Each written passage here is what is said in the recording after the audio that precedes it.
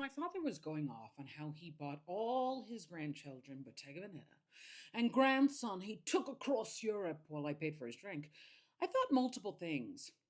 For one, I thought, this is not good.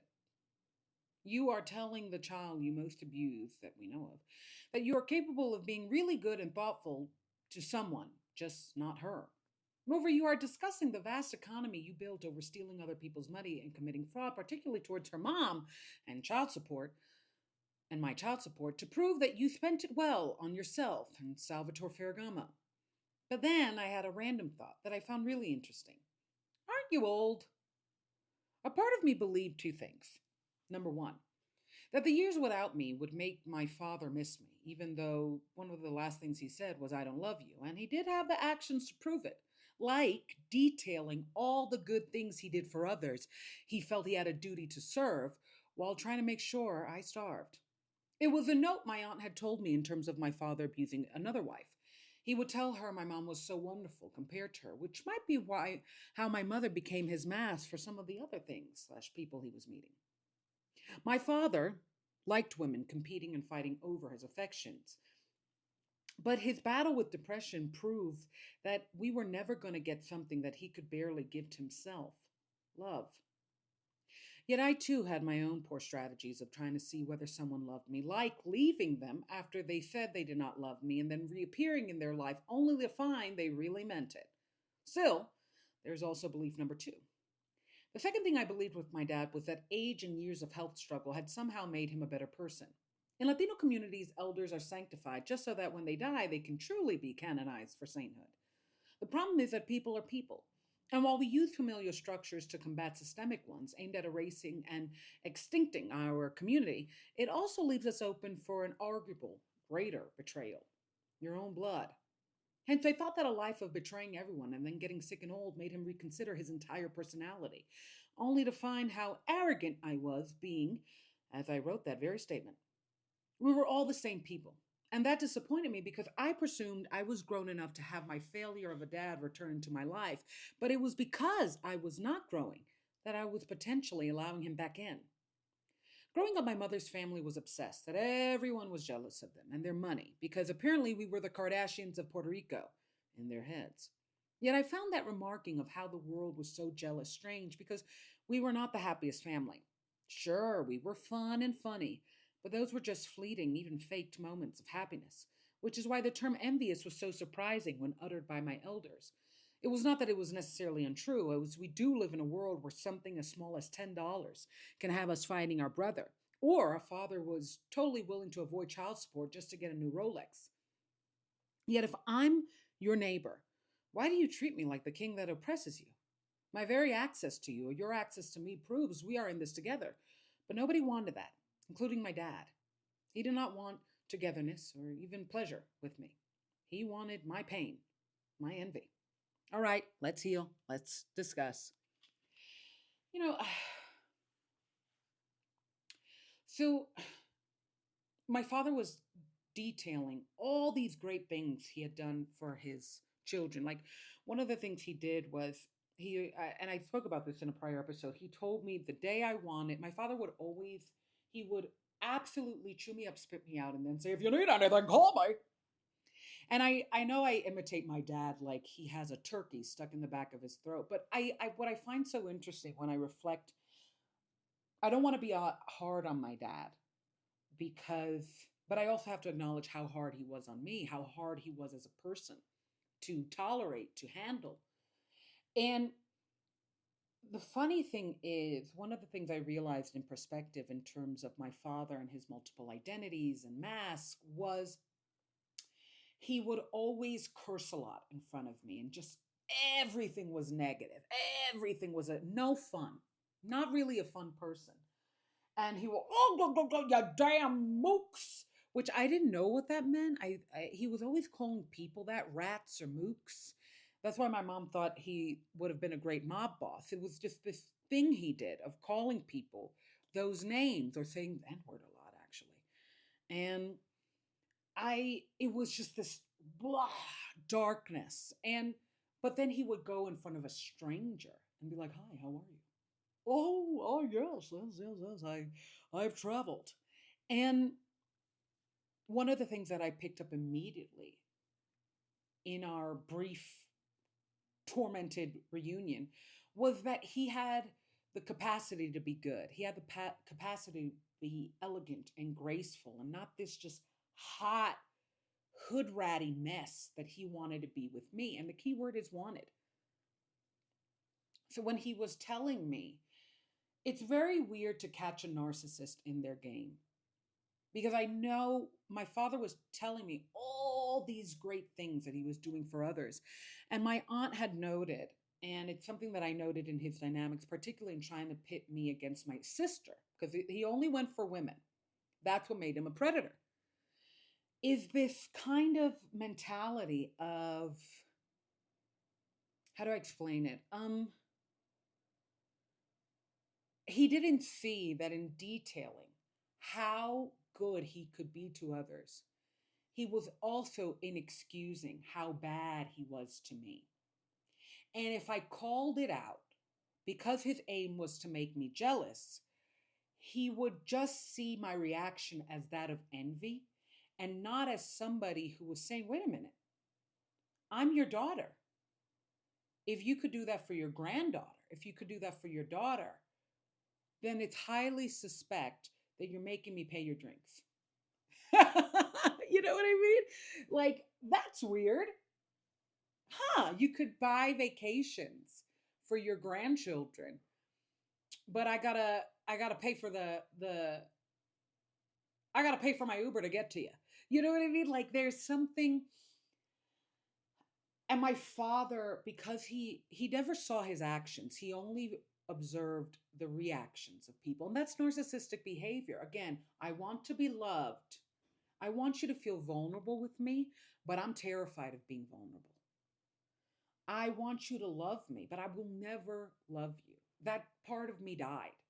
I don't even know if it was born. I wish it was. Because I think my father's over eagerness to become to become a good person in image is because somewhere along the line, and he started drugs in his late teens, early 20s, and he really didn't become sober until my high school years. And that was out of illness. So it wasn't even that he wanted to be sober. It was that his body said, listen, you either do this again or and get buried or you heal. And the problem is he didn't heal spiritually, he healed physically.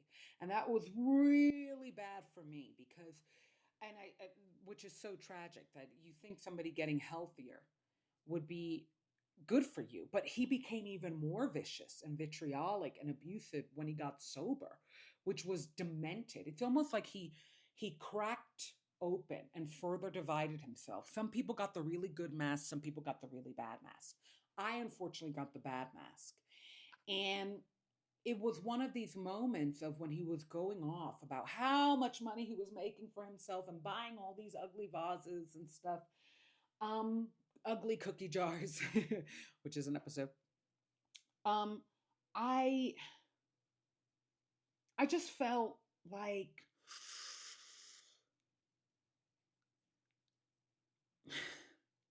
here is this person, this criminal, this con man, this bigamist, cheater, verbal abuser, psychological abuser of women, addict,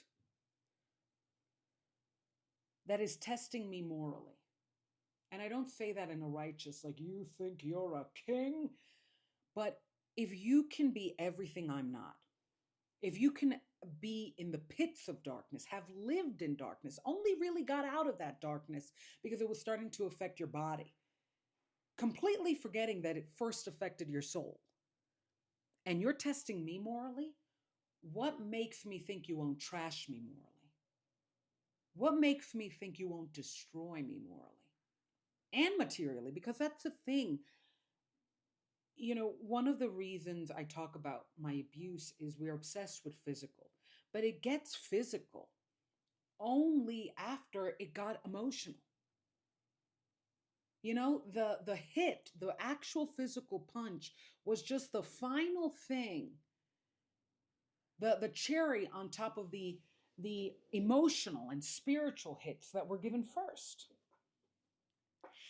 And then he made me pay for drinks, and I thought, oh no. Oh no. Oh no, no, no, no, no. Gotta do that TikTok. And I thought, one of the things, and it's coming up in an upcoming episode, it's something that I noted with a lot of my family members, including my mom, that had very destructive relationships with their own parents, which was this honor of being the daughter or the son that stepped up to a father or mother that stepped on them. They all held and clutched this perceived honor of being the person that shows up for the parent that made you sad when they're sad. Like my mother was beside my grandfather when he died. But this was a man that practically left her homeless. This was a man who had a lot of money. And my mother almost didn't go to school because she was so poor. And she was so proud that she held his hand as he passed. And she used that as an example of why I should reconnect with my dad. And I thought, I think I felt the opposite. I would have felt ashamed that I held that person's hand. I would have felt like, do you not have pride? I didn't need to go through that experience of always showing up for the person trying to disappear me to prove I was a good person. But I hated that somehow I was seen as a bad one for not being present. Because it's not even that, it's for being present for people that abandoned me. Like that's how I don't think they saw it as that, but technically that's how they were defining good, as being present for people that abandon you. And it's a theme that shows up so much in so many of my toxic relationships. And I've said it before, they abandoned me before I left. Which is why, in perspective, I talk about these two things that I believed. I really thought, the last thing that my father said was, I don't love you. And he has this entire history with me of really proving that. And I thought, if I go away, and then he stalks my mother, leaves all these love letters saying that she's the best person, doesn't wish me a happy birthday, but tells everybody he doesn't know that I unblocked him on my birthday to see if he wished it. It's this thing that the signs were there, the evidence was there, but because it was my dad, I had to erase the evidence. It's either I accept he's a criminal or I delude myself into saying he's a dad, and I chose delusion. And it's something that I've done a lot in relationships that was so dumb. This kind of, I talk about it in 6-week timer, this belief that if I withdraw, if I go from being one of the most giving people to just not giving an F and see if they care or they notice or they start giving back to me, and then getting upset when no, like, it turns out the person who only takes just kept on taking, you know? And that was the thing with my dad, he lived this whole life betraying people and measuring them morally by how they handled all his old betrayals / his potential new ones. He gave honor to people that accepted he was disappointing, accepting the times when he hurt. And I thought, there's something really dangerous about that guy. Because not only is he arrogant, but this is somebody who's going to do another trap and then act like they didn't trap you. This is predator. And then my flip side is my father was, the fact that he was testing me was also proof that he really didn't care about his sins. He really didn't care about his crimes. He really didn't care at all, which is why he would, again, potentially commit them against me, A. But B, this kind of, you can't love somebody who sees you so lowly. You can never be safe with them. And I talked about it. There was a part of me, because of how I was raised, that thought, I was raised by people that thought they were really good by how they handled other people's bad. You're being a really mature person, a really grown person, by how you accept and stay consistent with someone else's unacceptable behavior. And it was when he started going off and doing that game. Because one thing about predators is my father, I talked about this. He didn't get virtues, he got vendettas. He didn't like getting caught. And it was the most useless thing catching him, because then became another trap, or then he might even get vindictive. And that was really scary. Really, really scary. And I it was this moment of, I think the dumb move, the immature move, is to believe that I could live the rest of my life handling how horrible you are and saying I love you. And then being insulted when you ask me, do you love me? Do you think I'm good? And saying yes. And then you say, oh, well, I don't believe you. I don't believe you. Do you really? Do you really? Because that was the thing. He would, do you love me? Do you really? Do you really? And in perspective, yeah, I guess I would have been lying, right? Because there's something, my father, love was such an empty term for him. You know, if love is accepting how bad I can be, how bad I've been, and me berating you every time you bring it up, or even potentially doing another scheme to sabotage you. If that's love, it's such an empty love. It's such a sad love. And I understand why he suffered from anxiety and depression. Because sometimes I wonder if the devil misses God. Of course, that relationship ended, but as somebody who studied mythos, particularly religious mythos, I mean, I just love God v. Devil. That's just one of my favorite mythos. And mythos, Mentos, the fresh mega. I just love how I'm saying that right now. But it's weird, and it's something that I noticed in my father's love letters to my mom, this kind of, it's so weird to miss somebody that you destroyed, or you tried to, right?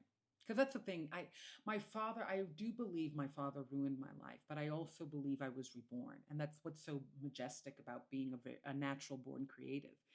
Every time somebody crushes you, you just become a new person, and it's up to you to make them better. Make yourself better.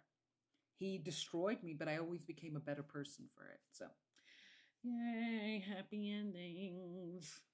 Happy endings, no better beginnings. Um, where was I? Yeah, and I don't know how to wrap my brain around my father's love for my mother, because it's this weird kind of, I put you through horrors. I destroyed your life. I love to make you cry. But I miss you. You were one of the best people I ever met. And there are moments when nobody knows I think of you. And I think of our times in Puerto Rico, which is one of the things he said, I don't go back to Puerto Rico because of how happy I was with your mom. And I'm like, oh, Jesus, why are you saying that? What is my father's obsession to make people feel for him, even when he didn't feel for them. Like, clearly you don't love me. He said it, but it's also like, you're telling me that you can be good while treating me badly. And then if I say that, you'll think you'll think I'm envious. And when I tell you I'm not envious, you might get so angry at me that you start pulling another scheme to humiliate me, like making me pay for drinks. you know?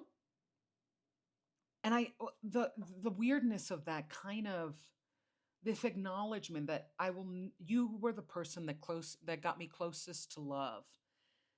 Yet I want you to end. I want you to not exist. What a weird, weird, strange. I think it's proof. The fact that I can't understand that is proof that I'm a good person because that's just weird to me. I don't get that. I don't understand how you could be dishonorable and test people on whether they're honorable. I don't understand how you can really look at somebody like a woman when they're your daughter and treat them like an ex wife when you gave sperm. I don't understand that bad behavior, but I do understand now that that's dangerous. That's a very, very dangerous person. Do not F with them, right? And I think that's why I stayed quiet. What I realized is the smartest thing for me to do was to remove myself from this person because you can't get revenge against somebody who's that evil. You just can't. And because it's like, perfect example. I don't believe you should hurt children. I don't believe you should try to make them cry. I don't believe that you should verbally assault them in public. And I especially don't think you should do that to your children. My dad did hurt his children. So I'm already going into this battle with a limit. It's like that scene where Elena Tyrell discusses Cersei and kind of how she underestimated. She was going against a foe that had no limits in the damage they would cause against her. And she did. She had limits. You don't touch family. Cersei murdered her family. And that was the thing. I was actually moral. And for that, I had moral limits. And it's something that I discuss a lot, with my dad and this feeling of never revealing myself or the level of abuse he had towards us as a family because he had other families, right? And whether or not he was good to them actually, because that was another thing, they just love me so much. And I'm like, maybe they do. And I don't know, it's always weird to talk about a predator because everybody's their prey and there's some prey that they might be nice to, right? And if my feelings are genuine but the experience isn't, but your feelings aren't genuine, what do I make of the experience? Do I just take my feelings? Right? Like it's such a weird scenario to be in. Like that's why I don't know how to. There are moments where I say I've never been in love because you go through TikTok gurus and they say if you don't love yourself, there's no way that you love somebody else. And my father was proof of that, right? And he didn't love himself and he caused a lot of damage because of it to people that loved him. But that's the thing. They did love him. I did love him. Yeah, of course. Um I loved a con man, but still a man, right? I don't know how to explain it. It's this feeling of like, what was real? What does matter? And if I'm the only real thing in a fake experience, what does growth look like for me? What does growing from an experience that was so machinated mean? What is authentic growth in the face of somebody, in the face of a relationship that was fake, that was manipulative, that was abusive? What is elevating myself look like from somebody that sunk me and fulfilled and started these patterns in me of just always, again, being the present person for people that abandon her, being the loving, creative person for people that had no problem leaving her, berating her. It's tricky. Healing is very tricky, especially because you read all these books. And the thing I've learned in studying philosophy is that a philosopher has to write their theories. And you see it all the time with TikTok influencers. They have to come out looking like they know best and they know all and ignore any flaw in their argument because then they couldn't make the argument. Like you can't take in everybody's point of view when discussing your own and trying to present it and potentially commodify it, right? But yeah, I don't think you could get vengeance on somebody who is vicious. I don't think you could get vengeance on a predator. The best thing you could do is just step away from them and realize how to not enter in a new trap of a new predator that runs in the same way, which is why I do daddy recovery. I I have too many morals to go up against that guy. I do. I do. I don't want, and that's why we were saying in reference to the people that he did show a good face, like strangers or dogs. Um, both can be true, that he was good to people and that he was bad to people, that he was a criminal and that he was a lawyer. Both can be true. And I think as the daughter of that, like Lucifer was once was so filled with light, and then now is the epitome of darkness. Both can be true. So what, as God in this scenario, what am I? As good in this scenario, what am I? What does elevation look for me now that I know what evil looks like, what darkness, what sinking looks like, what being with somebody that sees your light as something they can take and then test you on it? What does doing better look like for me? Oh my God, I used to ask so many questions and now I just rambled in question. I literally didn't say anything, I just questioned publicly. But yeah, and then obviously the episode ends with it is something that my family, envy is such a tricky thing because I always say envy is connected to your intuition and it could actually be a good thing. Usually we're envious of somebody for having something that we want, and you could get anything you want. You just might not be able to take the same routes or do the same things, or even the capacity to want can leave somebody envious. Because that was the thing, my father abused me in ways of trying to make me, you don't want anything. I want things. I'm gonna get Salvatore Ferragamo. You don't want textbooks.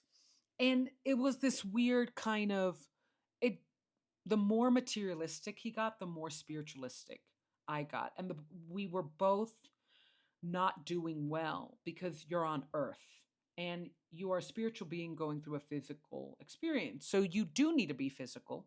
You do need to be materialistic, but you also need to be spiritualistic. And I think my counter to seeing him be so greedy was to become this person that, I go to the bodega and I ask for candy and I'm like, can I pay for it in prayers? Like to become that person of just, ah, I don't know, sir. I will pay for the bill in sage. Just too, I became too, I felt so welcomed in the spiritual world because everybody was pushing me. I wasn't allowed to want material things unless the people, the adults giving it to me wanted it. Like I never chose the restaurant if we went out to eat.